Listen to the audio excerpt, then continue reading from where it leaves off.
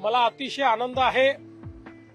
2015 साली आम्ही हा निर्णय घेतला होता आणि त्यानंतर अडथळ्यांची शर्यत पार करत आज देशातलं वंडर, ज्याला गिनीज बुक ऑफ वर्ल्ड रेकॉर्डने वायडेस्ट अंडरग्राउंड टनेल असा दर्जा दिला, रेकॉर्ड दिला आणि सर्व प्रकारच्या इंजिनिअरिंग मार्वल्सने परिपूर्ण अशा पद्धतीनं हा मार्ग या ठिकाणी तयार झालाय.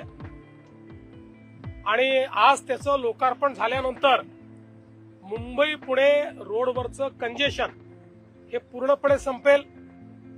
अर्ध्या तासाने अंतर कमी होईल, 10 किलोमीटरने अंतर कमी होईल आणि आपला जो मुंबई पुणे क्वांटम कॉरिडॉर आहे, टेक्नॉलॉजी कॉरिडॉर आहे, हा कॉरिडॉर करण्याकरता त्याचा एक मोठा फायदा होणार आहे. मला असं वाटतं की आजचा दिवस हा अतिशय महत्वाचा आहे. महाराष्ट्र दिनी महाराष्ट्राने वर्ल्ड रेकॉर्ड करणं हा देखील एक अत्यंत महत्वाचा विषय आहे.